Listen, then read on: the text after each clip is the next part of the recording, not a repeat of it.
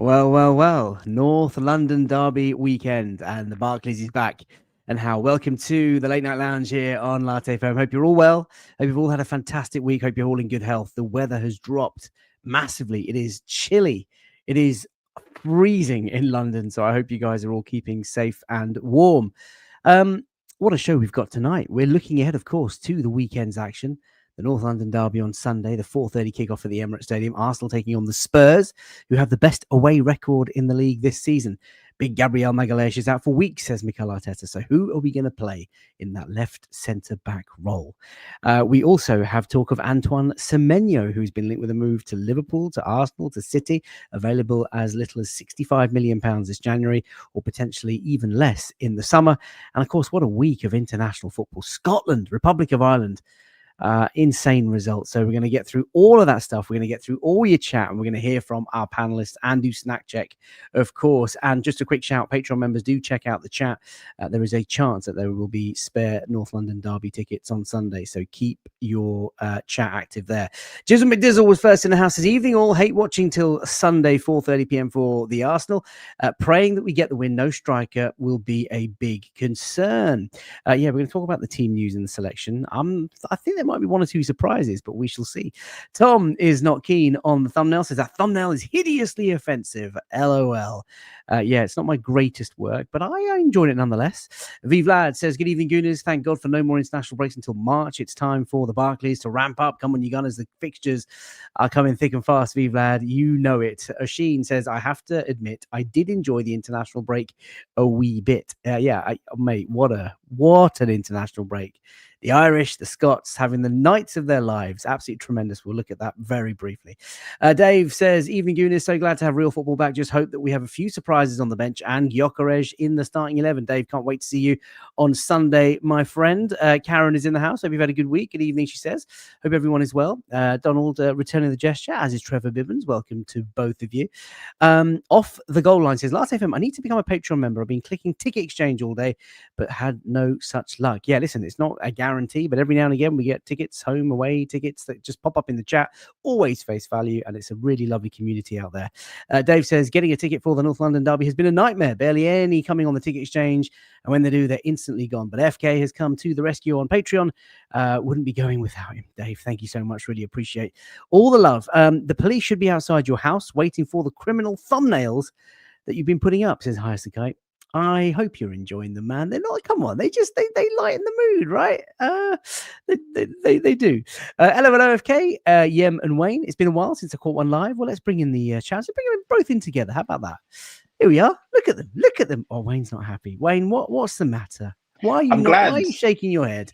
I'm glad that the audience in the same camp as I am with these thumbnails. They are awful.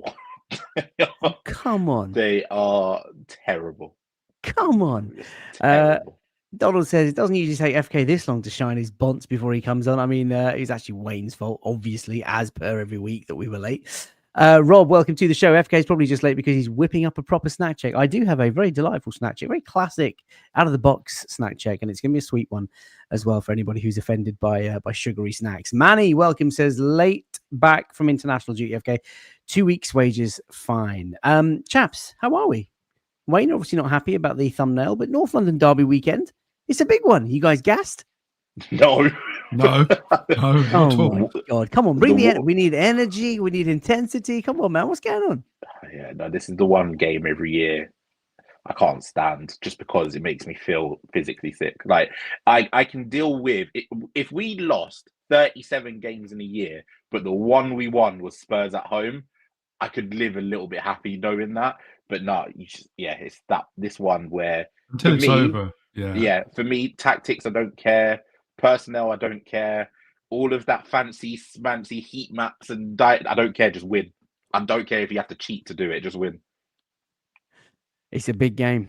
It's a really big game. And do you know what? After the disappointing draw at Sunderland, obviously, 2-1 up with just injury time left to play, a couple of minutes of injury time and to concede, it's the perfect fixture for me, man. And we're at home. It's Spurs. Let's go. I cannot wait. And the club have also decided that they're going to unveil a Tifo after last time. I'm Are they hoping that sure? Apparently, it's been fan led. I want to see if these fans are. Is the fan FK? Because it's just going to be one coffee cup. No, hey, whoa. For those of you that tuned in to the Atmosphere special that I did with Raymond of Red Action Gooners, you will see my AI work of Tifos, and it was absolutely sensational. Hand of Arsenal's just said something that is a sick Tifo, apparently. Oh, is he in the house? I'm sorry, I'm already far behind. Hang on a second. Yeah. Good news. Aquawo says, I love the thumbnail, FK. They're all haters. That's what I'm talking about. Rob says, the glass is always half full with me. Always. Unlike these two. And Plash, FK seen my tweet? I don't know. What did you tweet? Just put it in the chat. He doesn't know what a Twitter is. I don't even know, honestly. I had a message the other day from Wayne saying, Twitter's down in... Yeah, for the next I didn't even know it was down, mate. There he is. Hand of Arsenal is in the house. Thank you so much for always supporting the channel by tuning in and sharing the love. He says it's a sick Tifo. Can you give us anything else? Any other clue? Hand of Arsenal? Come on, man. Just is it a player? Is it trophies? Is it London related? No, apparently it's got former players in it and some iconic moments. Apparently, whoa, Mr. TNT analyst, just giving it the old IT. My job's going to be lost soon. TNT have lost the Champions League. They've lost the Champions League. You've got nothing left. They got you. No one's going to watch TNT anymore for anything. No one's going to watch TNT for anything. I have to look at Paramount analysts. Any sports channels out there that want to get Yembele on as an analyst, mate? Thierry, just give me a call. Thierry, Micah, Kate, just give me a call. Oh my God, CBS, here he comes. Umair says, I'm with Wayne. Any North London derby is better. Only once Arsenal have won, and it's over before and during is nerve-wracking. I'm ready for a win the dog Tifo, says Leon. That is creative, to be fair. Funagar83 says, hand of thumbnails. Chisholm McDizzle says, keep still, Yem. You're giving me seasickness. Yeah, Yem, why'd you come on? The game's not even 48 hours away. Do you know what? No, do you know when it started? Because we recorded our podcast today. And ever since we started talking about it, that was it. My butterfly started. I can't take. I was like, oh, jeez, it's all started. This nervous energy. I might have to change the camera angle just to give people, a little bit of normality. The Tifo is tonight's thumbnail. You wish, Arsenal fans, and you wish you too. But thank you, Rob. Appreciate the love. Keep the chat active. It's been a few days since we've done a show, but obviously welcome to tonight. I think I explained a few days ago. It's been a really busy time of year for me at work. Next week is the last busy week of work, and then I look forward to a much quieter December, a little holiday in between, but hopefully much more content for you guys on a regular basis. Manny says we need a photographer Stuart special pre-match to G the lads up. Yeah, that team. Carragher will hate it. It's my fab. Oh, yeah, Carragher will hate it. Mohammed Zakaria, welcome to the show. Right, let's rip the plaster off. Snack check. I'll go first. In the spirit of red and white for London this weekend. Ooh, very nice. Just a classic lint ball. I found the pistachio ones. And you have one for tonight? No, I don't. I've got it downstairs, but it's going to be it's going through like the clap. Everyone's eating it in the house. So you've got them, but you just didn't bring some upstairs. I want something else. I want. Okay, what did you go for? No, I went for something very standard. I went for a crunchy because I'm just feeling the honeycomb. I just want honeycomb. Mate, you know what? That's not a bad shout. A little bit of honeycomb on a night like this. It's the last of the multi-pack. Like that 12 multi-pack I told you about that I got. 12 bars, whisper, twirl. All this. That packet already. Mate, honestly, when it was on sale for £3.29 for 12 of them, I just thought, boy, that's gonna go in 12 minutes. Leon says that is elite, Lindor. AFC 777, welcome to the show. Aero Hazel. Oh, hazelnut. That's nice. Yeah, hazelnut's a good one. Hazelnut Aero. Well, there we go. That's quite interesting. Classic snack check, FK. Thank you for that. Really appreciate that. Uncreative handle name 2022. I like that. Very good. Hamid is nervous. Tough game ahead, but hopefully Spurs are at their Spursy best. Manny is having prawn cocktail Seabrook crisps, hobnob flapjack, and a cup of tea. I love all three of those individually. The last two I love sort of kind of together. Prawn cocktail crisps and then hobnob flapjack and then like with tea. Seabrook's ones are pretty good, actually. I like Seabrook. Yeah, but prawn cocktail crisp with a flapjack and tea. Depends on if you... No, but if you've had it. Like you have a crisp and then you have a chocolate. Whoa, chocolate hobnob, says Paul, and mint tea. No, that don't work. You can't have a You chocolate. can't be dunking chocolate hobnobs in mint tea. No. That's not. Come that's on, not the, right. the lack of Barclays has done everyone's heads in. Isaac Ice says snack check: uncooked fish fingers dipped in warm Pepsi. Now we're getting into now this is You now we're lot. getting, It's always one You lot. every week. Honestly, has Yem got really big hands, or is that a mini size? I believe it's a mini size. It's got to be a mini size, isn't it? Yeah. Just a cold bottle of beer for Jizzle McDizzle. And Umair says, snack check, no snacks, just chicken palau. Ooh, nice. yes. That's a touch. For a touch late because I had to pull out for lunch and it was exceptional. Duck Nice. biryani, my friend. What else on the side, Umair? Come on, it can't just be chicken palau. Paul James says he's having a chocolate eclair. Love that. Nicholas says he's just wolfed down a pack of Dairy Milk Giant Buttons. They are elite. Especially when you put your hand in, you get two stuck together back to back. That's It's the best one. It's the best one. And it's like a double. It's so thick, but that's so tasty. Thank you so much. So good, so good. Melissa, welcome to the show. Says milk chocolate malted. Yeah, they do that. I saw that recently in Waitrose. They started doing those. Like they cover. Like it's got the malted milk. Waitrose, of course. Jizzle says always got to eat the crisp first and then something sweet. Donald says dipped in mint flavored chocolate hot drink would sound a little better. Kaya Kainak, our good friend at Tifo, has basically seduced me into trying Pret's new mint hot chocolate. And he was saying to me that it's a drink that tastes hot and cold at the same time. And I'm intrigued, and I'm going to try one. Oh, because of the mint, mint, obviously. Yeah, exactly. Ash says he's having a gingerbread man from Greg's. Oh, mate, classic. Right, Wembele, what you got for us? I had dinner quite late, so I'm pretty full. So I've gone with just the classic Sainsbury's seedless green grapes. Some green grapes. Hang on, are they refrigerated? Of course they are, and they're massive. They are huge. This might be the first time that you've ever bought a healthy snack check. Fantastic. I bought strawberries before. Oh yeah, you have, to be fair. See, there you go. There was one person in the last late night lounge who left a comment saying, I'm sick of all these sugary snacks. There you go. Wembele is bringing the balance. Thank you for that. Really enjoyed that snack check as always. Enjoy your snacks, whatever you guys are all eating, drinking, and snacking on. Manny says, lads, I'm scouring the cupboards. Beggars cannot be choosers. Prawn cocktail crisp first, then a classic 70-minute Wenger substitute with the flapjack and tea. Microwaved grapes is low-key bussing. High as a kite might just be on a mad high rush tonight. Let's just leave it at that. I have a feeling that High as a Kite is the same person every week that says the different random, like the fish fingers dipped in tea or whatever. That can't be serious. That's not serious. Although it's the tuna, the tuna, wasn't it? It was the tuna. No, but that was Ham, wasn't it? Isn't Ham the guy? I'm not sure. Might be a burner. He's laughing in the background. Look at him. Ooh, Christophe Michel. That is delicious. Chili with melted cheddar cheese on top. He's even got the name for it, Christophe Michel. I'm assuming he's French because I've completely ruined his name otherwise. But Christophe, that does sound delicious. Delicious. High as a Kite just loves it when we all react. I love it. Right, North London Derby weekend. Antoine Semenyo transfer speculation, but we got to start with what was a crazy week of international football. I mean, the Republic of Ireland game. For those of you who didn't watch it, and we sort of mentioned this to Wayne before coming live on News, I didn't watch any of the football. Found it boring.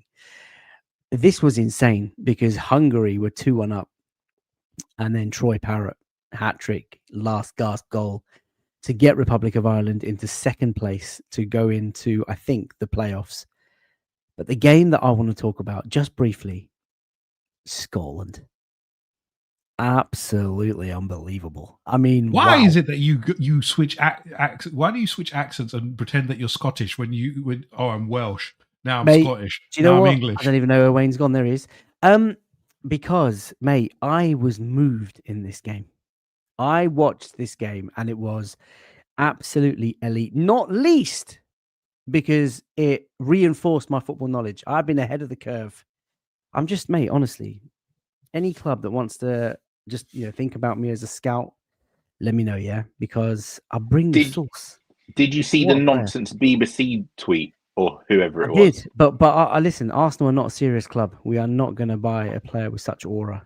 We're not going to make a move for McSauce. I'm waiting for that hand of Arsenal dagger It's not going to happen. But I wanted McSaucy's. What a player, man. What a goal. What a goal. I mean, overhead kick in the 3rd, 4th minute. Adidas have been tweeting about it. Serie A have been tweeting about it. The Premier League, Man United have been tweeting about it. I mean, it was just a sensational goal. And do you know what? The game was crazy, absolutely crazy. And Scotland, in the last couple of minutes, Kieran Tierney curling it home from outside the box. When he came on as a sub, I was like, this could be magical if something happened. Imagine, look at it. Do you know the type of person I am, FK? Couldn't believe it. Go on. The type of person I am, all of that jubilation, all of that memory would be hilarious if they didn't make the finals of the World Cup. If they lost in the playoffs. Like, that's what I'm here for. Like, all of that. Have you seen the highlights though, Wayne? Since I know you said you did. You haven't even seen the goals. I mean, that's criminal. What are you doing on a podcast? I saw Tierney's goal, but no, I don't. Did any of these guys play for Arsenal? Mate, come on. You can't. You got to have a little bit of heart. It was unbelievable. Honestly, it was one of the greatest international games I've ever seen. Honestly, it was absolutely sensational. What a story, man! What a story. And then McLean's goal in the 97th minute. The guy scores from the halfway line.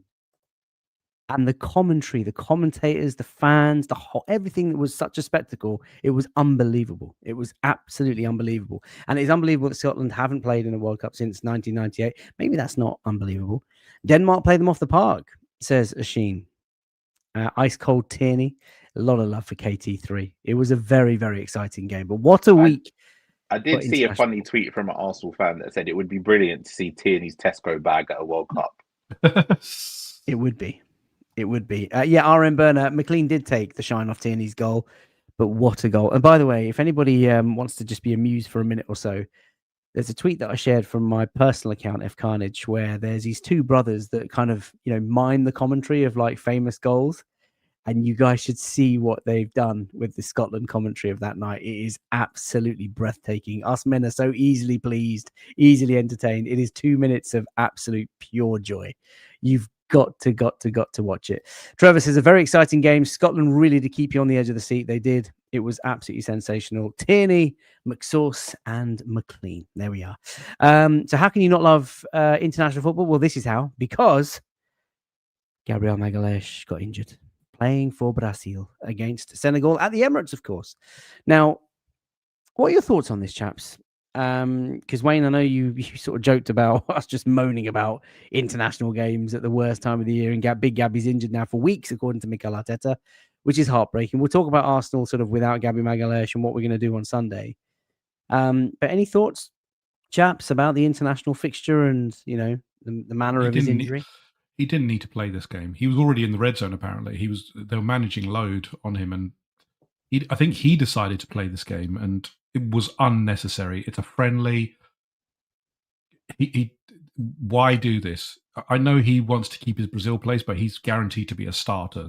That Brazilian backline is dross without him, and it was unnecessary. And again, it's kind of Arsenal as well, not enforcing some kind of look. We need him for the rest of the season. Just this is nothing friendly. Don't play.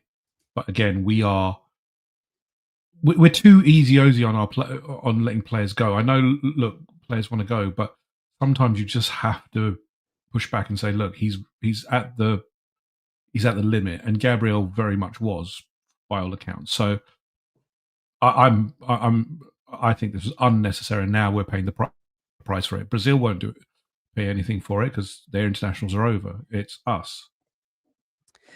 I did find Carlo Ancelotti's apology a little bit sort of jarring. However, I have to maintain some consistency here and say that you cannot knock a man for wanting to play for his country. Whether it's an international friendly, a qualifier, a random fixture against an opposition that we don't rate, we don't understand, you cannot knock the desire, especially the Brazilian boys. You know how much Brazilian, the national team means to that country and that population. And to represent your country at anything, yeah. It could be flipping, eating chocolate. It could be chess. It could be sport. It could be, fighting or whatever it is. I can't imagine how unbelievably good that must feel to put on the badge, the shirt, the colors of your country and to go out and play for your people. It must be insane. I do understand and recognize, if he's on an individual sort of load management type thing, and then you've obviously got the nature of where we are as a football club. And, he would have been talking in the summer about trying to win the biggest honors, and he signed his new contract. He has to take some responsibility at some point. So you can't play all the games, every game under the sun, and then start crying about it when you're injured and, being upset that you're missing out on games. So I get that. I recognize it. It's obviously jarring for us. It's frustrating. It's going to have a huge impact on our season. As you can see, David Ornstein's tweet on screen, a couple of months worth of injury. Mikel Arteta said he's got another scan on Wednesday. But you can't knock a man's desire to want to play for his country. Wayne, you want to say anything on Gabriel? Yeah, it's incredibly frustrating because, as everyone knows, I love him. I think he's the best defender in the world. He's probably my favourite player in this squad. It's annoying that it's happened, but the reality of the situation is he could have missed the Brazil games and got injured in the North London derby. He could have missed the Brazil game at the Emirates and got injured in the next game. Was it at Lille or whatever it was? The reality is, as much as it's frustrating and as much as it's annoying that it's an Arsenal player that it's happened to, how has he got in the red zone in the first place? Because arguably we've overplayed him.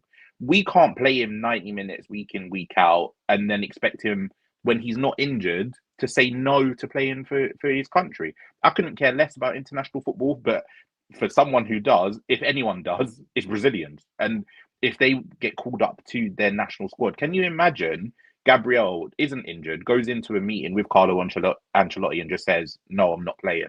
And then Carlo Ancelotti says, why? I don't fancy it.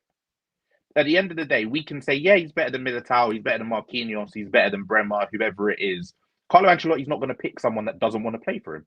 And even if he's the best defender in the world, if you say no to play in for no real reason, if the physios have passed him fit, if Arsenal have allowed him to go, he's not physically injured, there's nothing we can do about it. It's just very, very unfortunate. If you want to blame anything or anyone, I'm with UFK. I think Gabriel has to take a brunt of the responsibility. If you know that you're feeling something, if you're not 100%, if you've been training separately, as some of the reports said, if they've been taking it a little bit easy on you, just say, give me 45 minutes. Let me play 45 minutes in both games. Let me play the second game, see how it goes or whatever it is. But yeah, we can't really grumble. I know it hurts because, like I said, he's the best defender in the world, in my opinion. But yeah, we can't complain about the fact Brazil picked him if he's going to say, I'm ready to play. As Hound of Arsenal just said a few moments ago, Gabriel's under a bit of pressure here because obviously the last time when he missed a game for Brazil when his daughter, I think, was being born, Juninho, the coach, then didn't let him play. So maybe he just wants to play every minute of every game. Melissa's just said a great point. I understand why he played. It'd be naive to think that he wouldn't. Still, I was gutted, he says. Hamid says Gabriel is going to be a miss, but Arsenal's record without him is skewed due to the cluster of injuries in our forward line last season. So let's take a look at that record, courtesy of Opta, our partners here at Latte Firm. Games with Gabriel Magalhaes, 171 played, 110 wins from that, a 64.3% win percentage. Worryingly, but as Hamid sort of explained, 30 games without Gabby, 12 wins, only a 40% win percentage. And that does not bode well looking ahead to the North London derby. So defensive options for the North London derby, chaps. We're going to do the team lineup and predictions at the end as we normally do, but I thought this was worth a specific conversation because it's not simple. I did a sort of poll. I suggested on Twitter a couple of days ago that Mosquera in, hope for the best. And I got battered for it. He's not a left centre back. We got to go with Nkapie. You got to play Calafiori in the left. We got Miles Lewis-Skelly sat on the bench. So obviously, look, the left side of centre back. Is this going to be the Nkapie rise? Says Aaron. Are we going to see Miles Lewis-Skelly brought in and Ricky Calafiori moved into the centre, or would you agree with me and just go with Mosquera? So, yeah, you first. If you're Mikel Arteta, what are you doing on Sunday? Well, previous history with his replacements when someone's gone off injured is that Mosquera will go in first, which is not a bad thing. He's been done very well this season. Me personally, I like maintaining the left-footed player on the left side. It just opens up a bit more in terms of passing lanes and what you can pass for. So for me personally, I'd have a left-footed centre back, which would be Pierre Nkapie for me personally, or Ricardo Calafiori if he's fit. But from all the noise that's being made, he's got some kind of injury. He's carrying something, and would you want to overplay him when you've got options to mitigate that? So for me, that left side would be Nkapie and Miles Lewis-Skelly. I don't think you lose anything from that selection. I think you've got Pierre Nkapie, match fit, just played, excellent defender, has shown no issue. I've had no concern points with him. He's a recognised international, played in a very good Bayern Leverkusen team. By all accounts, one of the best mobility centre-backs in the world. And then you've got Miles Lewis-Skelly, who we already know is a beast. And I think actually in the North London derby could have a very good effect playing in that kind of inside midfield, that inverted role against that midfield. So for me, I would just prefer that left, keeping it left-footed centric on that left side for me personally. But Mosquera is such a very good option, so there wouldn't be any doubts if he did play. For me, I'd still go Mosquera, play left centre back with obviously Calafiori out as a left back. But if I had to, I'd go Calafiori left centre back, and I'd bring in Miles Lewis-Skelly for the tucking into midfield. Wayne, just on Yem's point, is the North London derby the right time for Piero Nkapie to make his Premier League debut as a starter? Yeah, he's played big games for Leverkusen. He's played big games at international level. He's not some young kid that's inexperienced. I know the Premier League is a different beast, but this is a guy who's been in the top flight of football or the top level of football for many, many years now. And this is why we bought him. If we were able last season to throw Miles Lewis-Skelly, who is a complete novice, in a position that's arguably not his favoured into big matches like this, then of course we can throw Nkapie into it. I'm with you though, FK. I think Mosquera has been brilliant when he's played. And I don't see a reason why you wouldn't just play him in his preferred position. He's played everywhere across the back line, really, apart from left back. And I think if you think about Arteta, he doesn't like to make two changes to cover one change. If he's going to play Calafiori, the reality is he's probably playing Calafiori at left back. He's not going to change the left back and the left centre back to just change the left centre back, if that makes sense. Arteta's just never done that. So I think it's a straight up swap. Mosquera in for Gabriel.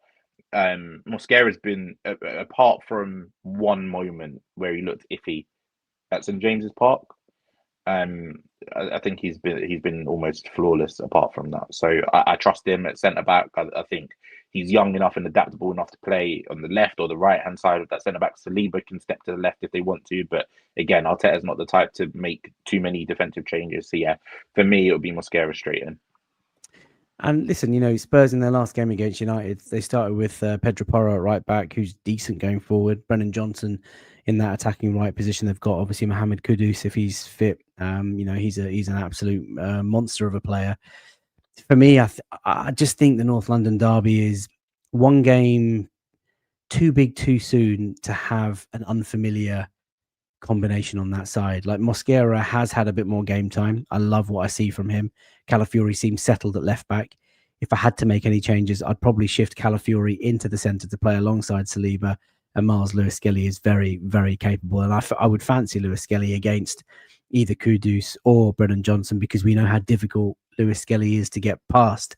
And like Yem says, when he tucks into midfield and gives us that overload, I think he's a really good option on the ball. And we forget how physically robust he is. Go on, Yem. But isn't this such a refreshing thing that we're talking about multiple options and we're debating on against quality players? Whereas before we had to deal with, we're going to have to play Zinchenko there. Oh, maybe we'll have to shift Timber over. It's a great testament again, as we keep coming back to that Berta and Arteta, the work they've done, that we've got strong options, and even with the massive games coming in the next couple of weeks, we've got a decent pool there. So yeah, very happy.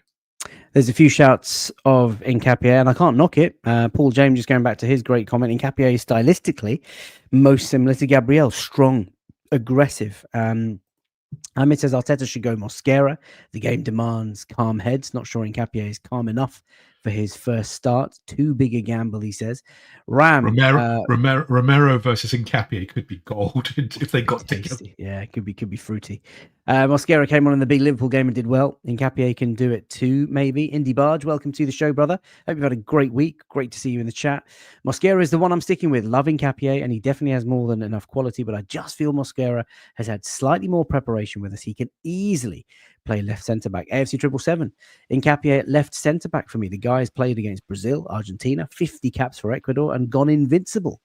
The game is made for him. Wow, you're seducing me, AFC 777. Do you know what I will say, FK, though? Go on, man. Obviously, I don't ever want Gabriel to be injured. I want him to play every single game. But we're talking about the options. I think this is a real chance now for Saliba this season, because I don't think he's been bad by any stretch of the imagination. I don't think anyone has been bad from our team, but I don't think he's been at the level that Saliba has shown the last couple of years. Whether it's the fatigue, whether it's the overplaying, whether it's the fact that he's been in and out with injury himself. He's not had Gabriel as consistently this season as they've been the last couple of years. I've been disappointed at times with some of Saliba's performances, but we know how exceptional he can be. So, yeah, all of the options are amazing, and they need to partner Saliba well. But this is the real opportunity now for Saliba to lead that defense, because I think we've said out of the two, Gabriel is the loud one. He's the leader. He marshals that defense. Saliba's now going to have to do that. He's going to have to be the main guy in that back four. RM Burner says fans are about to find out why Saliba is better than Gabriel. The goals have blinded some fans. And Funnigan has just summed it up. These are champagne problems, to Yem's point from earlier on. Jizzle McDizzle. Yep. Is that me walking Gabby off the pitch? Yes. I got him into the dressing room and I slapped him hard and said, Gabby, what have you done? And then I cried for about a week. Al Pacino, Robert De Niro. I love that. Mosquera, just because he's played more. Saliba needs to be the leader on Sunday. And Nkapie is an aerial threat, says I'm in trouble. Good to see you in the chat, man. It's been a while since you've been here. And Tom says, I disagree with Wayne regarding Saliba. He's been as good as he usually is. Just Gabriel has been immense. Well, look, we'll come on to team lineup and predictions later. But that was a good conversation to have, I think, because it's not straightforward and there's lots of options. And it's nice to finally have those options. The next topic tonight, before we look ahead to the fixture, is the news, lads, that Antoine Semenyo is available. And I've been talking on this channel now for about 4 or 5 months. And chat, let me know your thoughts on Antoine Semenyo. Is he the missing piece to this jigsaw? The final piece that would complete this set?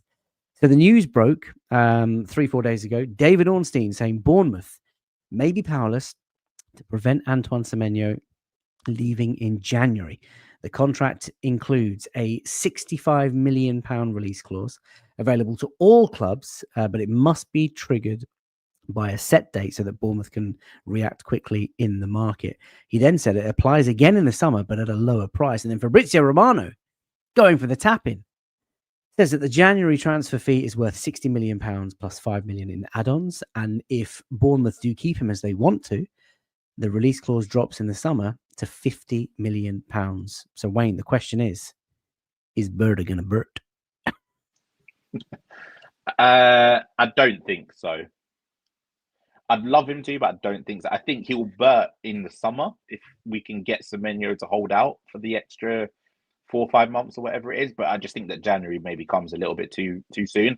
And I don't see Trossard, who has probably been our best attacker this season, surprisingly, and I don't see Martinelli leaving in January. If one of them were to leave, or even if Jesus were to get like a decent fee and get his wages sold in January again, which I don't see, I don't think it's something that we'll pursue in January. We've never really been that minded to spend that big in January. I think if we can get him to hold on, like I said, until summer, we'll definitely try to Bert. But yeah, I don't know why. I just feel like he's going to end up at Liverpool simply because it will be one of those things where like Liverpool are 5th and they need something to get their fans kind of happy again and try to kickstart their second half of the season, and they'll end up getting him. That's just my opinion, though.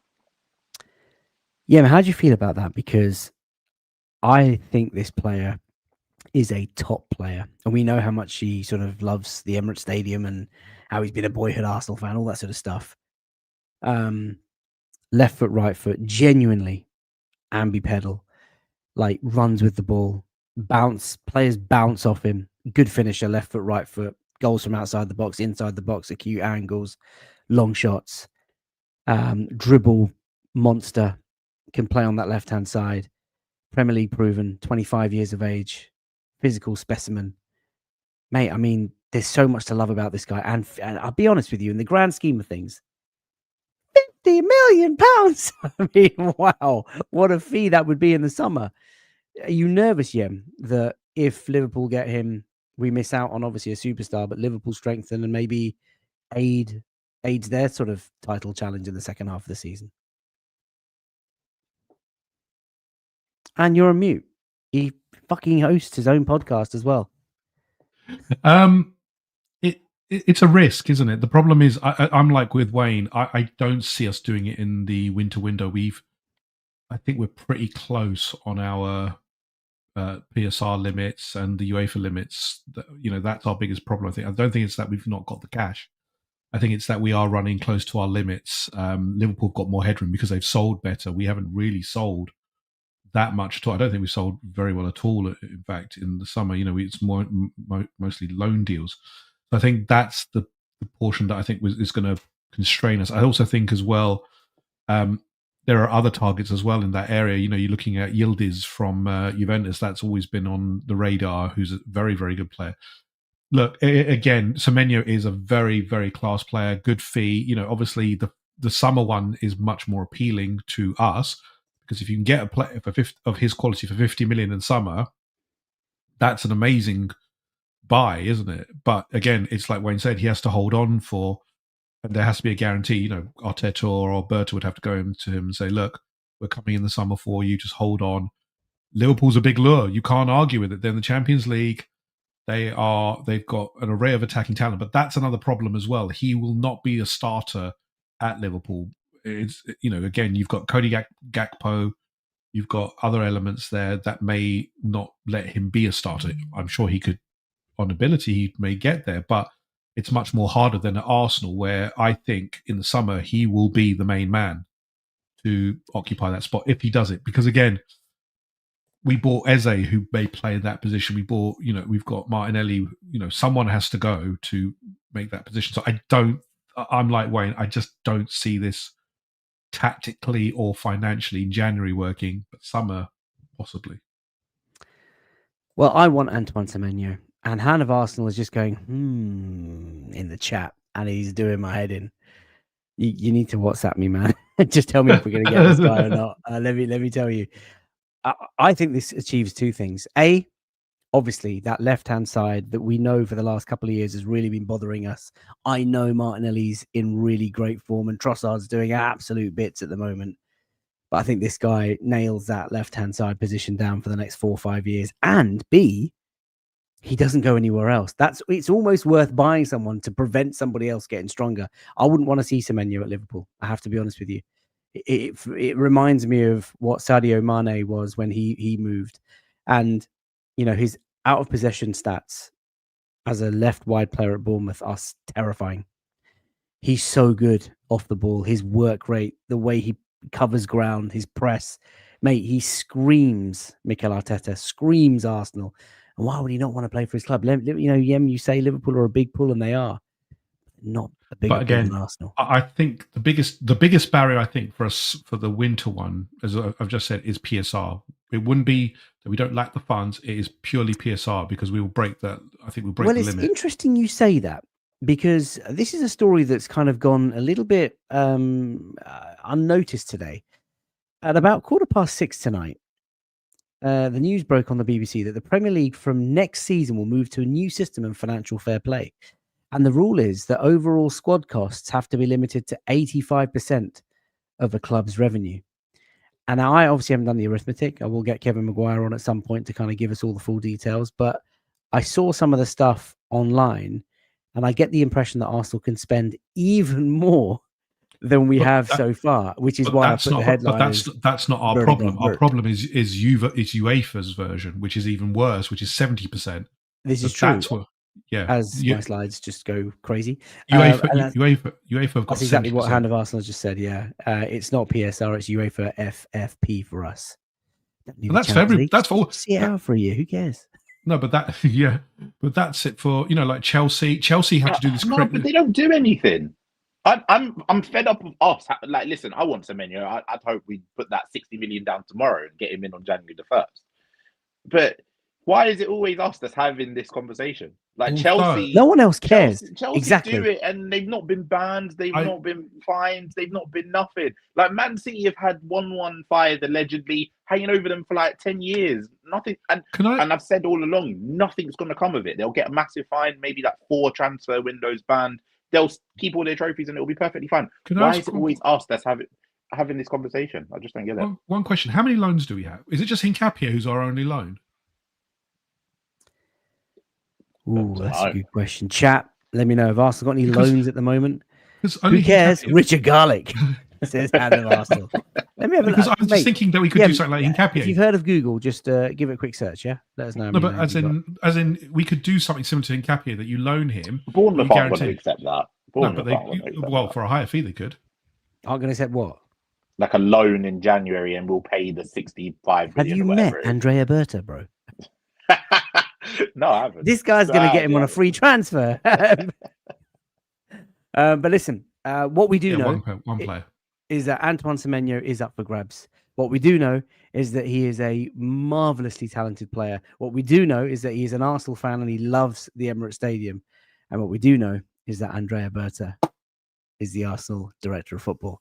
Let us see what happens. Let's move on. Lots of people just shouting yes. I think, yeah, it is. Hincapié is the only loan in our squad. Thank you for that.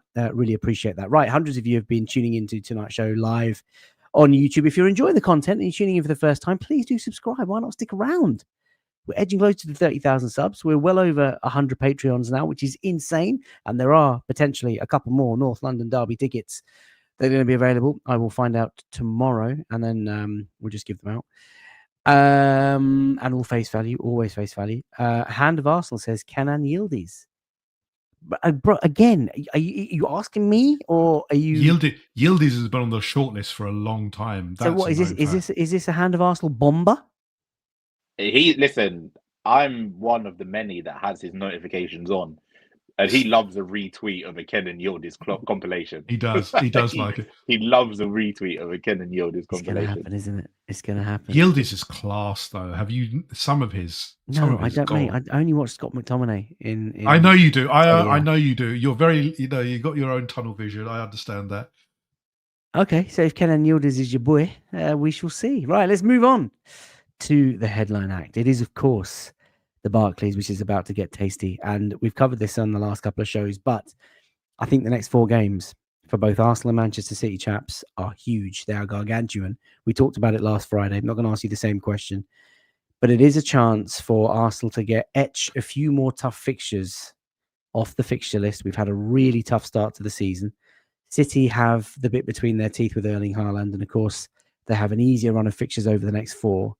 Really obvious question, but Wayne, just how important is it that we just take a game at a time and try and maximize the points from this 4? Because I feel something inside me kind of gives me that feeling that these 4 could be massive for us this season.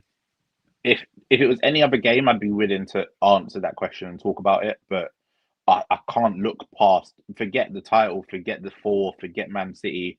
It's the North London Derby. It's the biggest game of our season every single year for most fans, especially the ones that are lucky enough to be in that stadium for that North London Derby at home. If you're even luckier to be one of the many amazing away fans that get to go to that North London Derby, that's the pinnacle. If we're not in like a Champions League final, if we're not lifting the Premier League trophy at the end of the season, like the North London Derby is the big one, regardless of how good or bad they are.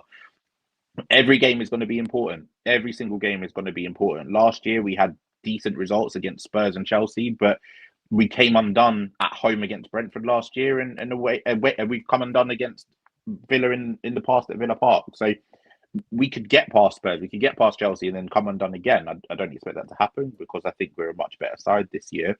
But we just got to keep doing what we're doing. And right now, everything, like I said, context of the title, context of the bigger picture to me, genuinely does not matter, just because I want to batter Spurs. Like we owe them a battering at some point. Like we've been so good against them the past 3-4 years, and it's always just been like 3-0 up and then 3-2 and we're having heart failure, or we've been battering them, and then they take the lead and we win 2-1. Like, I want to smash them. I want to give them an absolute pasting, and that's all my mind is on at the minute. Vivlad says 10 out of 12 in the next 4 games would be absolutely massive. People aren't confident of anything at Newcastle for the game tomorrow night, but Leon is. Says St James's Park under the lights has something for us tomorrow. I mean, Newcastle have been battered in their last 2 away games, West Ham, and I think it was Brentford. So Eddie Howe's men, what a comeback game that would be. And High as a Kite expects nothing less than 12 out of 12. Big games that are coming up. So let's take a look at the weekend then. The North London Derby is upon us. I guess, chaps, just first of all, I mean, like, it is the first fixture we all look for, right? When the fixtures come out, it's the first one. Yeah. You know you want to batter them. Yem, what does the fixture mean to you, though? As someone who's supported Arsenal for, decades, is this the one that really gets you off your seat? Is this the one that kind of excites you and gives you the most satisfaction when we win? When we win, yeah. But during the game, I hate it. I hate the NLD generally. It is the most heart-wrenching, nauseous experience across the entire weekend. It's even worse this weekend because we're the last game. So you're looking at, the Man City, you're looking at the Liverpool result and going, we can't hate watch that now because come the weekend, Sunday, you don't know what's happening. And throughout, as I said, my butterflies have already started. I'm not in a good place right now because all I'm thinking about is I just want to get to 4:30 with a win. A draw is not good enough. The standards are higher for us. We have to win it. As Wayne said, we should be battering them. This team is absolute. You can talk about Mickey van der Ven and Romero and he does this. Come on, yeah. No, let's not do that. Spurs are not absolute dross. Under Thomas Frank, they are much better than they were under Ange Postecoglou. But they're not. He's a good coach. He's a likable guy. Annoyingly, he's a good coach. They're not dross, man. They're the best away team in the league this year so far. Brighton should have beaten them. In all honesty, Brighton should have beaten them. It was just poor finishing that didn't do that. But again, yes, he's made them more defensively stable, but even their own fans are having a go at him because he can't attack. So they don't even know what they want. That's the state of their club, that they've got a decent coach, they have a decent team, but they're not happy, are they, at all? So tells you a lot about them. But again, we should have enough talent, even with the injuries that we've got. Look at that squad. Look at the talent that you've got. We should be beating them. But the problem is everything in this game is thrown out the window. It becomes a war of attrition almost in terms of who can make it through the emotional roller coaster. And this is the problem. It's keeping your head in a game where, certainly Thomas Frank will try to rile you up. He will play a deep block. He will put 5 across the back, 3 across the middle if perhaps Sarr is available, and he will play for the counter because that's the typical MO for Thomas Frank in these games. I expect nothing less than that, and it's going to be like Sunderland, a tough game where we're going to have to break them down. Do we have the ability to stretch them? Probably not. So it's going to have to be a measured approach from us, depending on who's available. Again, we lack pace at the moment without players like Noni Madueke and Gabriel Martinelli. Always hand of Arsenal, always gives us hope, the ability to believe. I'm sure he's referring to potentially 1 or 2 surprise inclusions in the squad this weekend, but we'll come to that shortly. I guess the question to you is, or to both of you, and Wayne, you come in on this first. You're expecting a win, right, on Sunday? I mean, I always expect a win against Spurs. No, but it's not even entered your mind like our international break and would you take a draw? And now we're all expecting. Yeah, Arsenal to turn Spurs over on Sunday, irrespective of the injuries that we have. Yeah, absolutely, and irrespective of the injuries they have, because they arguably have more injuries. Not to the quality of player that we've got, but they've got more injuries than us. But to Yem's point, you say they're absolute dross. I agree, they are. However, we've seen worse. They are, but the point is, in a North London derby, we've seen worse Spurs teams beat Invincibles. We've seen worse Spurs teams trouble us at our very best, and we've seen worse Arsenal teams as kids beat them at their very best under the likes of Pochettino and stuff like that. So the North London derby, like, teams on paper, your form, the quality of signings, your injuries mean absolutely nothing, and that's why it is the best game in the Premier League, in my opinion. I might be being biased, but whenever everyone talks about these big games, there's none better or bigger than the North London derby, because it's the one that always guarantees you entertainment. It's the one that always guarantees you absolute madness, and it never makes sense. The North London derby never makes sense, and that's why I'm always so nervous for it and so sick for it. And like, if you go to their ground, and I hate losing to them at their ground, but because they're at home, it's like you can kind of compartmentalize it a little bit. Never lose to Spurs at home, because they are the little brother who you put on the PlayStation pad with you, and they'll beat you one time. They'll beat you one time out of 50, and you'll never hear the end of it. You'll never hear the end of it. They'll make a DVD of it. They'll make a DVD of it. They'll do nothing else, and they'll make a DVD of it. And that's what we're dealing with, because they're just tin pot. They're so tin pot, but they're the tin pot that annoys us so much. Okay, well, look at us. We are top of the Premier League after game week 11, as you can see, courtesy of PremierLeague.com. Arsenal played 11, 26 points, 4 points clear of closest rivals Manchester City, who are in second. But like I say, Erling Haaland, I mean, what he's doing for his club and country is unbelievable this season. Chelsea are in third, and I heard today that Cole Palmer is some sort of... He's ducked it again. He's bottled the Arsenal game, isn't he? He's stubbed his toe on a door. What is that about? Granit Xhaka's men are in fourth place. Don't expect that to sort of last, but hopefully they can stay there, certainly ahead of Spurs this weekend. Villa, who we play soon, are in sixth. They seem to have really turned their season around. United, Liverpool, best of the rest, as you can see on the right-hand side. And the fixtures, quite tasty this weekend. Burnley will start off against Chelsea at home tomorrow. That's the early kickoff in the UK. Bournemouth play West Ham at home. Brighton will play Brentford. Fulham host Sunderland. Liverpool are at home to Nottingham Forest. Will Arne Slot's men get their second win in 7 games? Wolves are at home to Crystal Palace, and Newcastle United hosting Man City on a very cold day in the northeast under the lights at St James's. Sunday sees Leeds play Aston Villa in the early game, and then the Arsenal take on Spurs at 4:30. And Monday Night Football sees Manchester United host Everton. I mean, look, it's looking good for us, but when you think about, like I said, just look at them. Home record, not good at all. Away record, top of the class. Does that make you feel a bit nervous, Yem? You can start shaking now. No. I told you. Oh, no.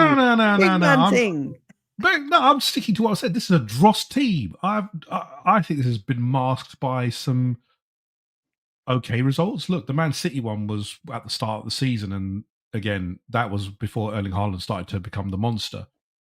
But they should have lost to Brighton. That, I don't know how Brighton let that slip. But, you know, it just feels like, look, Spurs are a better team. There's no doubt. Under Thomas Frank, you couldn't get much better than, you know, it wasn't hard to get much better than under Ange Postecoglou.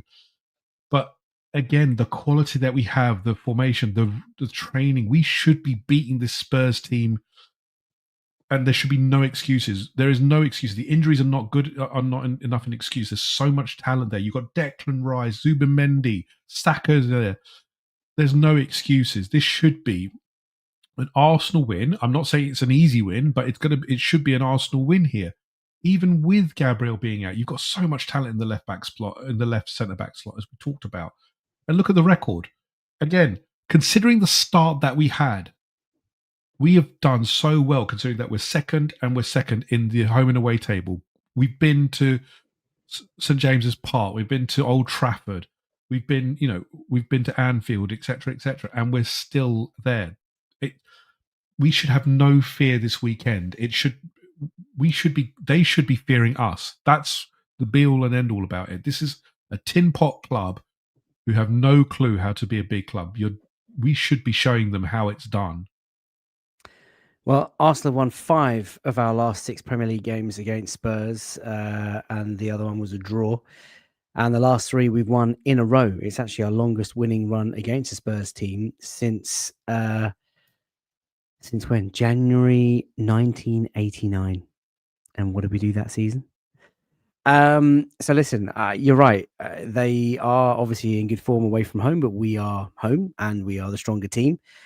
And we're going to talk about Mikel Arteta's press conference in just a moment, but the Arsenal are coming, boys. And I think this is what Hand of Arsenal was alluding to in the chat earlier. by saying, I can't even remember what he said, but he just got me, he seduced me. Let's put it that way. Mikel Arteta today is just refusing to rule out any sort of speculation on the return of some of these boys. So Victor Gyökeres, Gabriel Martinelli, Kai Havertz, Gabi Jesus as well, who's been training and is in full training, apparently has a chance of making the bench this weekend. What a return that would be. Noni Madueke and, of course, Martin Odegaard, club captain. They will have more clarity, said Mikel Arteta, after tomorrow's training session. I mean, first up, these are some sensational players on screen. And second, if that is true, and if Hand of Arsenal has absolutely nailed that, and there are, let's say, 2 or 3 of these boys as part of the matchday squad on Sunday, what a massive lift that is, Wayne. What a massive chance it is for us to really stuff Spurs, get 2 or 3 boys back integrated into the first 11, because these are all starters. Make no mistake, every single one of these boys on the screen is good enough to start and should be starting for Arsenal Football Club. Massive morale boost. Absolutely. And there's just so many additional like narratives and stories with each of their comebacks. Like, can you imagine Madueke out for 6+ weeks, a guy who the Arsenal fans didn't necessarily want to sign, started to fall in love with him a little bit when he was replacing Saka, unfortunately got the injury. Can you imagine he came off the bench and scored the winner? Like, that's a story. That's a moment in the Arsenal fan base. That's a moment to kickstart his Arsenal career. Victor Gyökeres is a guy who has kind of flattered to deceive at times, but has been very good for the most part at everything but the one thing in goal scoring that we thought he was going to be exceptional at. He comes back and bags a hat-trick against the enemy. Like, that's the start of your Arsenal career. Kai Havertz coming back from an injury, being a hero for us injury-wise and body-wise last season. We ran him into the ground. Again, just coming in, contributing. We know what he can offer. Same for even Odegaard, who's had a really difficult start to the season fitness-wise, and something we've never seen from him. Like, if he's normally been injured, he's been out, and then that's just it. Like, now with Odegaard, he's been out, he's come back in, he's been out again, come back in, and now we've got Eze, who has played quite well in his position, but you can tell he's not Martin Odegaard in that position. But more importantly, we want to see Odegaard and Eze together. We want Eze on the left, we want Odegaard together, and imagine that clicks against Spurs. Like, we're going to see some peak football. So yeah, and Martinelli as well, a guy, like you said earlier in the show, someone who has been in amazing form, scored the goal against Manchester City, has scored important goals already this season, just somebody who was maybe looking at the end of his Arsenal career in the summer. Even now, a lot of Arsenal fans probably think it's probably the time for him to move on, come back and be a hero against Spurs one last time, if it is your last rodeo, so to speak. So it's just amazing to have those options. It's amazing to have the ability of player looking at the bench, because we've been so depleted. When you just think back to the Sunderland game, we had absolutely nothing and everyone was shattered. I'm just so happy that they're back. And it's a shame that they've come back at a time where Gabriel has fallen victim to an injury. But I hope that's it. I hope we're done for the injuries now. Like, we've been through it all the past year. I just don't want it anymore.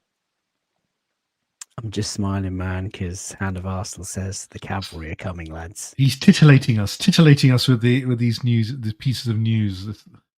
He really is. He really is. Well, look, we've got a lot to look forward to. If 2, 3, 4, 5 of these boys might be in with a chance of getting back into the squad this weekend. I can't imagine any of them starting, although you just never know with Arsenal these days.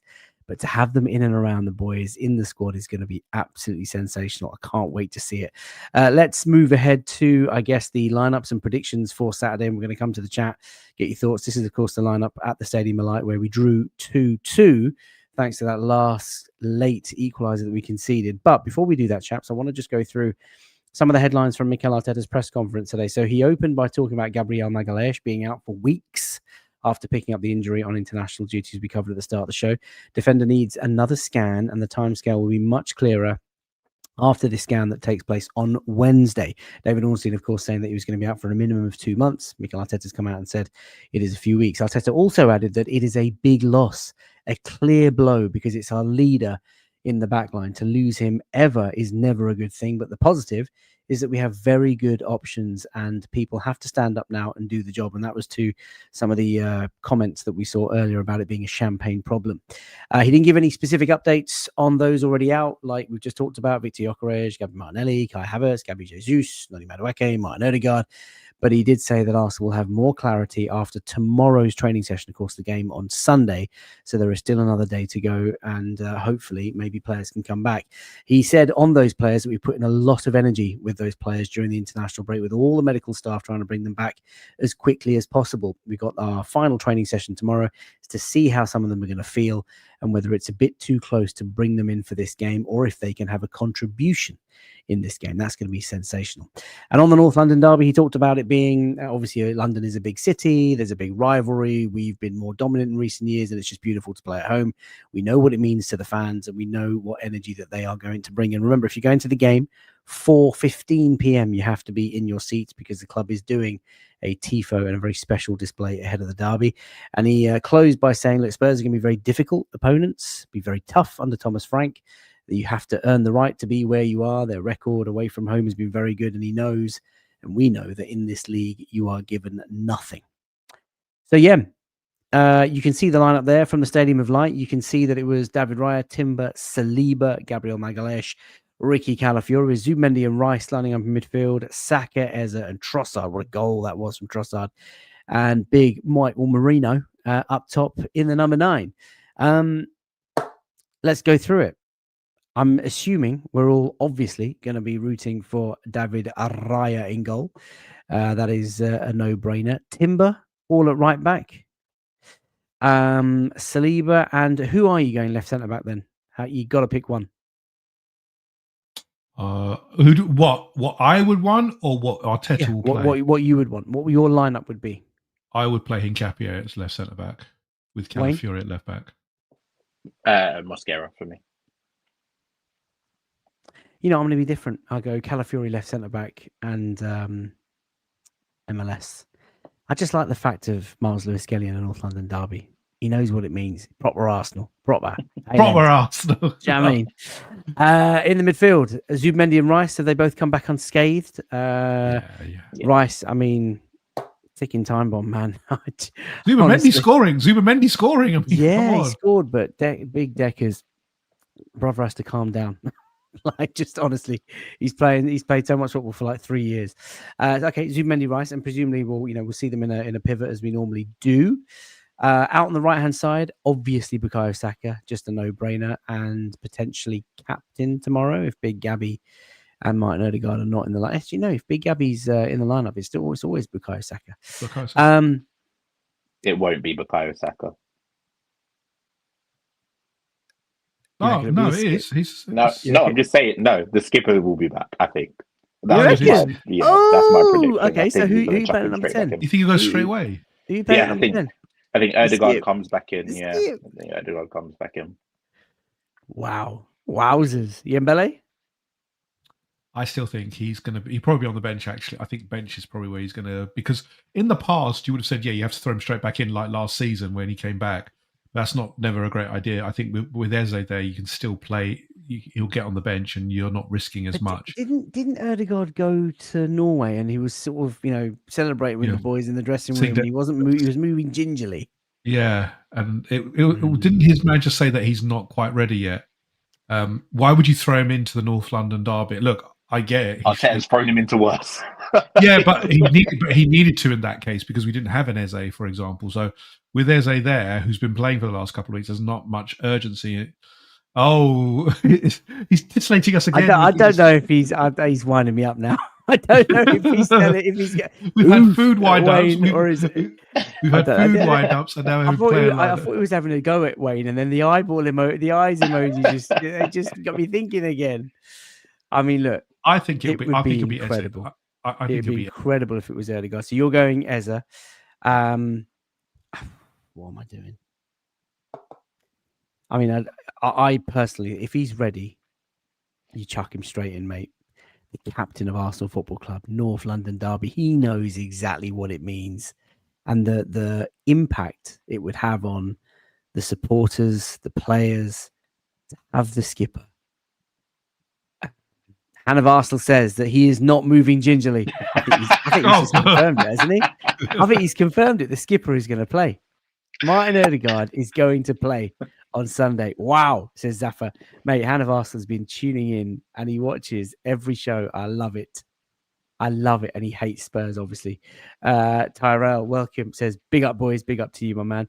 Oh, yeah. How's it? No, this is a great question. Hannah Arsenal, if you can just Oh, reply. God's sakes. Come on, man. Don't break my heart live on Latte Firm with hundreds of people watching. Hand Are of we Wayne says no. interested in And a Scott big McSauce? slap round the face says no, because you don't. Scott what? McSauce. Scott McDominate. Come on. Is he going to come? Scott McDominate. Oh my God. Scott substandard. Okay. So I'm going to go Odegaard. Wayne's gone Odegaard. And Yembele's gone Eza. On the left, what are we doing? Trossard, you can't drop him. You cannot drop Trossard. Well, if Martinelli's not fit. I'm yeah, going Eze on the left. Ooh. Even with the G's and A's that he's put out, I mean, I'm putting him as my false 9. It's your false 9. Yeah, I don't think we'll have a striker ready. I think Trossard can and should play centrally. Then Marino against Romero. Marino's done well, but against Van de Ven and against Romero, I don't think that's a battle we can have. I don't think Gyökeres will be back, and I think it will come too soon for Havertz. So yeah, I would go the front four of Saka, Eze, Trossard through the middle, and Saka on the right, Eze on the left, Odegaard behind Trossard. Because you can't drop Trossard. You cannot. But that's Trossard. no, you can't. But that's quite a departure from what we've played and where he's played, isn't it? At the moment, I know you can play there. That's a lot of jiggling about on the attacking lineup. Do you really do that? I can't see Arteta doing it. I mean, Trossard at false 9 could be quite interesting, actually. Infatuation with good players, I think you're trying to say, V-Vlad. Garnacho is not a good player. He is, mate. He's not. People are sleeping on him. He's 20 years of age. Arrogant little. Trossard in the middle says, woo! Wayne is on the sauce. But then Donald says, Wayne is right. We can attack with unpredictability. Eza on Sunday morning. I mean, okay. There's been a lot of media around Eza this week, actually. So you're going with Eza, left wing, yeah? Wayne? Yeah. Yembele, you're going with Tross? Yeah. I can't go into North London derby with Marino up top. I just can't do it, Wayne. So no one can. I just can't do it, man. Please don't let this happen. If Trossard is available and he's the only fit forward, then yeah, I'd be tempted to do that. I'd be tempted to go Tross false 9. You would go with on the left with an untested. He hasn't played there this season at all. Who? Trossard hasn't played there this season. Yeah, but he's more. Marino had never played there before last year. But he's done it at least. Trossard hasn't done it for years. Donald says Wayne is right. We can attack with unpredictability. People still going on that, but McSauce. No, Reggie, come on. He's ready for the. No, he's right. Stay in your lane. Stay in your lane. Marino is a Spanish McTominay. What a box crasher this boy is. 6'4", endurance athlete, specimen. Ooh. I mean, hand of Arsenal, please. Can you just blink once, twice, or whatever? if any of our forwards are playing, like. Give us some sort of a code. Gyökeres, Havertz, Trossard. Who's playing up top? Come on. While he ponders and maybe he comes back to us. Predictions. Let's go. Chat. I don't predict this game. No, come on. You got it. 2-1 Arsenal. Well, after being so confident, Yem, that they're draws. They're draws. We should win. They're draws. No. They are draws, but they score because that's what Spurs do. They will score in the North London derby, but that doesn't mean they don't win. They win. And also as well, Michael Oliver's the referee. Don't forget this little. We've not talked about Michael Oliver. Now remember I hope never to again. The absurd red card for Miles Lewis-Skelly at Wolves last year. I think was that the last game he's refed? Yeah, and that he's allowed to ref another Arsenal game. Ridiculous. Yeah. It's all right though. He doesn't want to get involved. So he doesn't want to make big decisions in big games. That's what we were told when Kovacic should have been sent off twice. Well, I've been asking for predictions. Yembele's gone for a 2-1. Who the scorer is, Yembele? Come on. Let's Saka and Trossard. Nice. Mohamed Zakaria says he's going for a 4-0 to the Arsenal. Manny says 1-0 to the Arsenal. Umair says 2-0 and he's given scorers Eza and Saka. Melissa, thank you for watching. Are you the Melissa from Patreon? If so, a very warm welcome to you again. Melissa says 3-0. I'm in trouble says Arsenal 2, Tottenham 0. Aaron says 3-0 to Arsenal. Vivlad's gone with you, Yembele, 2-1. Zaffa says 2-0. Another clean sheet would be lovely, wouldn't it? Funny Gunner says 3-1. And High as a Kite says Raya hat-trick. This guy, honestly, is not serious. With his microwave grapes. Microwave grape. A hat-trick of 3-0. Doug says 3-0. MLS or Dowman to get some goals and assists. I'm not sure about Dowman. Boston Guns, 3-0. Reggie says 3-0. Trevor says Arsenal win. That is all that matters. And Malcolm says 3-1. Arsenal. Welcome, Malcolm, to the show. Oh, no. Jizzle McDizzle says 1-1. Hope I'm wrong. I hope you are. Set piece without Gabriel Magalhaes. I'm not sure. Woo says 4-0. B97C says 4-0. I don't know why B97C's user handle has just reminded me. Birmingham City have had planning permission approved for a new 62,000-seater stadium in the city of Birmingham that looks like are there even 62,000 fans of the club? I just don't know. How is that even? How? They've got bigger stadium than the Arsenal. It does look amazing inside, through the architecture's drawings, but from the outside with all the chimneys going around it, and I get it, to kind of if you don't fill it, then you're in the local area. But it's a crazy 62,000 people. You can't fill that thing. If you can't fill it, then you're going to have to go. Even if you have events, etc., then it starts to become a dead weight, doesn't it? They'll be in League 2 by the time it's built. Yeah, quite. It'd be like the Rico Arena. Do you remember Coventry's? They built this massive arena. I remember the hoo-ha about it. And then look at it now. They've only just managed to buy back the stadium. Look, I get they're ambitious, but come on, you've got to wait until you've actually got. Brady effect. He is, of course, on the board. AFC 777 says 2-1. Indy Bar says 3-1. Gary, welcome to the show, says 3-0. Marino Hattie. Who knows? And bigger than Villa Park is absolutely wild. Tangeroo. There are some. They exist. I saw them at Wembley, but there's definitely no 62,000 of it. This is crazy. Is it money laundering? Says woo. I have to say woo every time you say. I see woo. It's got a Northampton vibe to it. Do you remember Northampton? That story when Sven Goran Eriksson, Sol Campbell joined. I did not know this story. You mean Notts County? Yeah, Notts County. Yeah. Lame Gooney says 4-1 to the Arsenal. Saka goal, Marino goal and assist, Eza goal and assist. Well, look, that is the show. Oh, yeah. Sorry, Wayne. So you went for what? Sorry, did you say? I'm not predicting it. Oh, come on. Give us a scoreline. No, you got it. However, before we end, I want to know from you guys and in the chat, you can't pick the White Hart Lane lifting the trophy, winning the title at Spurs. Ooh. You cannot have that because that's every Arsenal fan's favourite North London derby memory or moment. What is your favourite North London derby memory or moment that is not that one? Because that's the obvious one. Yeah, you go first because you've already given me the answer to this. It was the 21-22 season, Saka and Emil Smith-Rowe.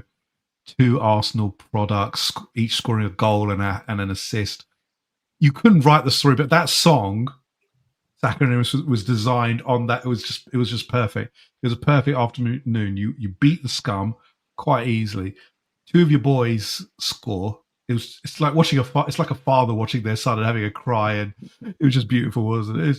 Honestly, you couldn't have it any better. It's such a shame. Do you know what? It's such a shame they've been split apart, and obviously it was never meant to be, but that day, for that moment, in that time, in that place, it was beautiful.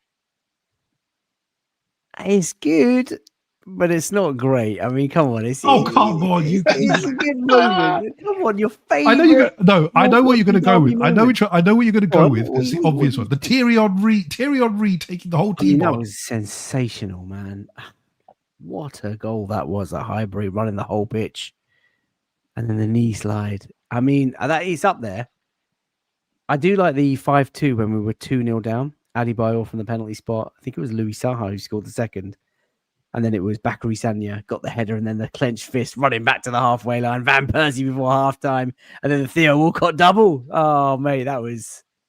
What a game that was. I mean, the last few games have been really pretty cool. The big Gabby winners, Bukayo Saka winners, Granit Xhaka last-minute goal against the Spurs right in front of us. So we went absolutely nuts. My favorite moment though, do you know, I remember we were all going to a wedding on this night, and Tambu was getting married. And it was the FA Cup, and then Rosicki ran through from the halfway line and just dinked it over the keeper. And I remember it because we were all in our suits. That was the Theo Walcott with the that was but that tarnishes that memory of that. Obviously winning the league at there, Gaff. That I think Wayne sort of said that in the question. Apart from that moment, what is your favourite North London derby sort of memory? Here's a few. Thierry Henry for that goal, the Flamini brace at White Hart Lane. Big Gabby's tweet about the third man of the match award. Adebayor, that's the one that I said, Tangiru. Adebayor, and then a 5. Someone's just said mine. Someone's just said mine. Well, Melissa says that's my favourite, Wayne, as well. Cazorla masterclass in the 5-2. Cesc. Yeah, that's my one. The fact that I'd just finished doing a lap of my house celebrating the Van Persie first goal 5 minutes before halftime. 0-0. Van Persie broke the deadlock, just finished. And then the fact that they had kickoff and we've scored 20 seconds later. I've come back in to the living room and I'm seeing Fabregas celebrate. I didn't even see the goal. And I've gone for another lap again. And it's just amazing the fact that the Sky cameras didn't catch the whole thing. Because anyone that's watched that game, like, it's not highlights, when it cut in live time, he was already past like 3 of their players, and he was just running. Yeah, that for me is my, again, aside from obviously lifting the title at their stadium, that's my all-time favorite North London derby. It's a great celebration, to be fair. RM Burner says I was at the game in the family enclosure. Fabregas celebrated in our corner. Devon says Cesc. I mean, we were in the ground, and obviously we've scored one, and we're going nuts and going mad. And then you sort of just, we're sort of turning each other, hugging each other, embracing each other, and you just hear this, God, and like it was like Cesc right in front of the goal, and he scored again, and we're laughing bananas again, upside down, inside out, row 10, row 20. I mean, that was sensational. Thing is, I know we're not talking about it, and it's not part of it, but the White Hart Lane one, not just because we won the title, but it was just it showed the difference between the two clubs. You had Spurs thinking that they got a draw with us, and then that was their big moment. And Henry, do you remember Henry did it in his documentary? He said they were celebrating getting a draw against us. They said not to celebrate. They said the powers that be said don't celebrate Arsenal in front of their own fans. And Thierry Henry said they celebrated. We're off to celebrate because they celebrate a draw. We're celebrating winning the title. It's just the difference in the clubs, isn't it? One celebrating just being where they are. It is. And the other one is just gargantuan, as you like to call it. But as Wayne says, that winning the league title one will always be the best. But we've had some absolute stonkers over the years, man. Hopefully someday we'll give us another one. Dennis Bergkamp knee slide. Ian Wright crossing it in the rain at Highbury. That was an amazing night walking away from the stadium. Bergkamp, one touch, smashed it into the corner, sliding celebration in front of the North Bank. It was amazing. Anyone who goes to the Emirates on the NLD day, there is no finer feeling after a win than coming out. It's like everything, the weight is off your shoulders, and you can go on with your week. It's just annoying that you can't hate watch after that, and you don't have to hear from them for a good 6 months. You don't hear from them. I am surprised that it's not the 12:30 kickoff on Saturday, because they don't tend to let the North London derby, play too late because of drinking and all that sort of stuff. But have you heard about this new stuff they're doing? I don't know. Did you see Raymond's tweet? Apparently, they're using a new technique where they spray. So if there is trouble, apparently they will put a spray against everyone there, and it DNA tags you, and then they can find you straight away. There's facial recognition in action this weekend, so there's going to have cameras for previous misdemeanors and people that are banned from the stadium. There'll be facial recognition all over the gaff. So I'm watching from my sofa. But there we go. So Wayne, you think we're going to win? Yembele's gone for a 2-1. My friends, I'm going to go with a 3-0. A clean sheet. Yeah, man. Ooh. Yeah, man. Why not? Shots on goal. Shots on goal. I don't even know who's playing up top. I mean, at this rate, it could be the hand of Arsenal's got me all giddy, man. It's going to be Gyökeres up top, Havertz at left 8, Ødegaard playing in the right 10. Can't wait for it. Can't wait. I think we're going to win 2-0 or 3-0. It depends on if we've got a striker, 3-0. If we don't have a striker, 2-0. That'll be 3 points. And just quick predictions: Newcastle, Man City tomorrow, chaps. What do you think? What are you saying? I'm giving it to Newcastle. I'm giving it to Newcastle as well. I think Newcastle can do it. Ooh, I think what a Newcastle do it. glorious It's step into, Cold what a day. glorious step into Sunday that would be. Imagine waking Newcastle- up on Sunday Newcastle. morning. All I ask, Newcastle. All I ask, just simply, if you cannot win, Shah, Botman, etc. Just going hard. Just going hard. We need something for the rest of the season. You know what to do. Pepper scared me again though. I don't know if you've seen his quotes today, but Pepper No. scared me again. What did he say? He just basically said, "Oh yeah, Arsenal is so good. I don't see them dropping any points. They're going to run away with it, but it's only November, and the aim is to be there in March or April." He just terrifies me. He terrifies me. He knows what he's doing. They're going to spend we're like gonna leave 100 it there. million, aren't they? They're going to spend 100 million in the winter. So will Liverpool, and that's the problem. We're going to leave it there. If anybody wants to follow Yembele, he is available at Verge 59, owner and co-host of the Red Lines and Half Spaces podcast. There was a new issue out today. Wayne is available also at Wayne's World 20 _, owner and host of the Can You Believe It podcast, to elite podcast. Do check them out. And of course, if you're watching on YouTube, which is fantastic, great, hundreds of you are live right now, please do subscribe to the channel, drop a like on the video, get involved in the chat as you have. You can, of course, get these as audio releases on Spotify and Apple. And I must say, I was told by a couple of our Patreon members that when the advertising sort of thing went live on Spotify about 2 weeks ago, there were some Ladbrokes, I don't know how you say it, Ladbrokes adverts being played on Spotify completely without, not to my knowledge. So I went in, I've tweaked the changes. I refuse to work with betting companies. I think they are scummy organizations who do some very terrible things to some very vulnerable people. So I, forgive me for that. And I have now stopped all of that. So if you are listening on Spotify and Apple, please do leave a nice, generous review. Tell your friends about us. Tell your friends about all three of us. And if you don't like the show, then just tell all your enemies about us and make their days really miserable. How about that? Thank you very much, everybody. Look after yourselves. Take care. Barclays is back. Bye for now.